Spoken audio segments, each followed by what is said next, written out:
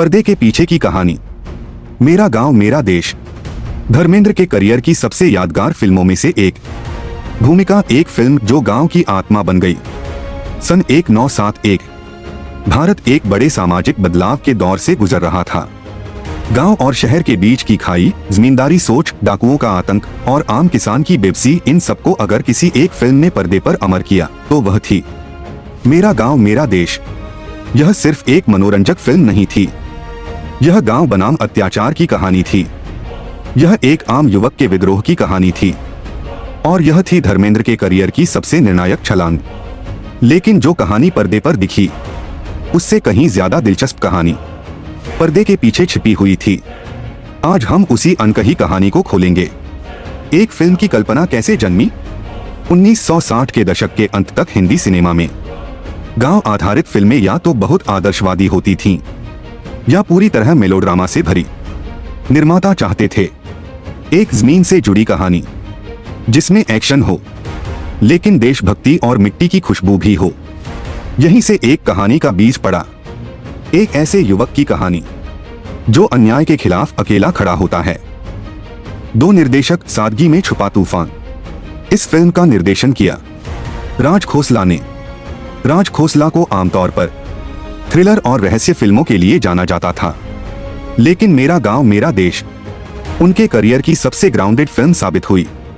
राज खोसला की सोच, film glamour से दूर रहे, कैमरा मिट्टी के करीब हो, हीरो सुपरमैन नहीं गांव का लड़का लगे।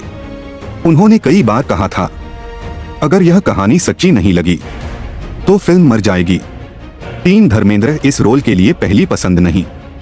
आज हम धर्मेंद्र के बिना इस फिल्म की कल्पना भी नहीं कर सकते, लेकिन सच यह है कि वह इस रोल की पहली पसंद नहीं थे। निर्माताओं को डर था, धर्मेंद्र बहुत शहरी और हैंडसम हैं, गांव के सीधे सादे युवक में फिट नहीं बैठेंगे। लेकिन राज खोसला ने जोर दिया, ऑडिशन जैसा स्क्रीन टेस्ट। धर्मेंद्र को कहा गया, बिना मेकअप, सादा धोती कुर्ता और देसी लहजे में डायलॉग। जब उन्होंने संवाद बोला, मैं किसान का बेटा हूं और जुल्म के आगे झुकना नहीं जानता, पूरी यूनिट चुप हो गई। उसी पल तय हो गया, हीरो मिल गया है। 4 धर्मेंद्र की तैयारी, असली गांव का जीवन। धर्मेंद्र इस रोल को सिर्फ अभिनय नहीं बनाना चाहते थे। उन्होंने कई उत्तर भारत के गांवों में समय बिताया, किसानों के साथ खेतों में काम किया, गांव की बोली सीखी। खास बात, धर्मेंद्र ने जानबूझकर बॉडी बिल्डिंग कम की, चाल को थोड़ा देहाती बनाया, संवाद बोलते समय ठहराव रखा। यही कारण है कि उनका किरदार नकली नहीं लगता। 5 विलेन का चुनाव, डर का चेहरा फिल्म का सबसे बड़ा हथियार था। उसका विलेन, डाकुओं का सरदार, सिर्फ खलनायक नहीं बल्कि गांव पर मंडराता डर था। उस दौर में विलेन या तो बहुत ओवर टॉप होते थे या पूरी तरह कार्टूनिश, लेकिन इस फिल्म में विलेन कम बोलता था, ज्यादा घूरता था और उसकी चुप्पी ज्यादा डरावनी थी। 6 शूटिंग लोकेशन, असली गांव, असली तकलीफ। फिल्म की शूटिंग स्टूडियो से ज्यादा असली गांवों में हुई।